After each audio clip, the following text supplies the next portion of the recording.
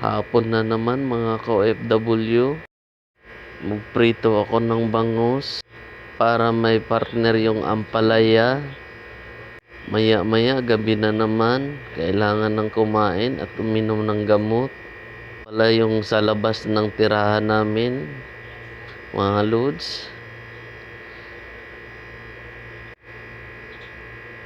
Baliktarin na natin. Mukhang sunog na kasi. Mahirap kasi dito sa bangus kapag piniprito mo, putok ng putok. Kaya tinawag siya na bangus. Ito talaga yung isda na namamaril talaga. Kaya kung magprito kayo dito mga lods, mag-ingat talaga. Ito, hindi pa nga kasi lumalayo kasi ako kasi ito batalsik. I-final na natin ng baliktad loads at luto na to. Masarap kasi kung medyo crunchy yung nasa labas. At yung iba nito mga loads ay babaunin ko. Nagbabaon po talaga kami kapag may trabaho. Kasi mahirap na magutuman. At tapos na nga ang ating pagprito. Kakain na tayo mga loads. Gano'n na ako ng kanin dito. Ang dami ko nga ng kanin dito. Ubos na naman yung kanin.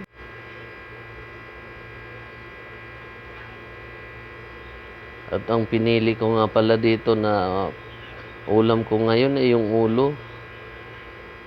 Sarap kasi yung medyo may buto-buto kasi crunchy na to. Sarap talaga, walang sayang. Kaya gusto ko yung prito kasi wala talagang sayang, walang itatapon, ubos lahat. At hindi mawawala yung kamatis natin kapag may prito talaga. Gustong gusto ko may kamatis at saka sibuyas. Wala lang tayong sili ngayon kasi yung sili ko pinadry ko para hindi masira. Wala tayong pressed na sili. Ito, yung torta kong ampalaya. Nung isang araw pa to mga loads.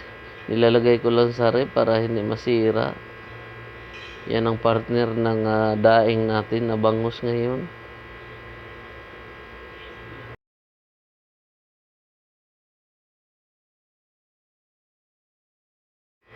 At kakain na tayo mga loads. First bite. Sarap. Kahit ganito yung buhay natin, simple lang.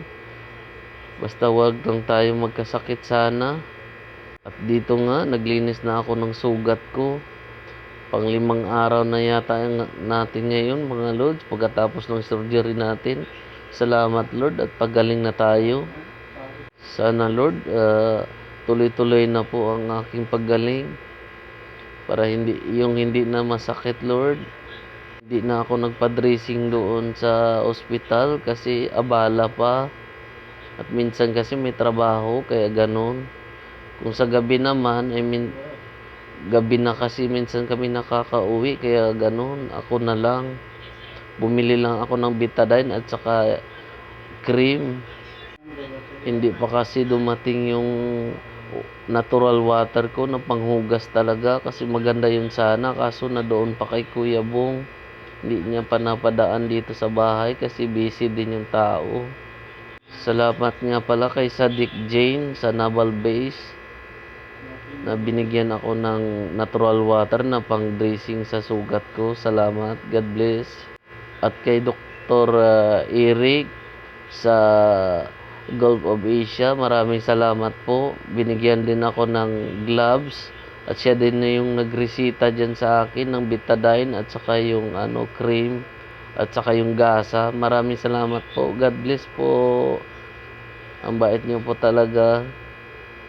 Matapos ko na nga pala dito ng linisan. Lagyan ko ng gasa mga loads para hindi dumikit yung betadine sa unan ko kapag matutulog na ako. Maraming salamat po sa panonood. God bless po. Bye-bye.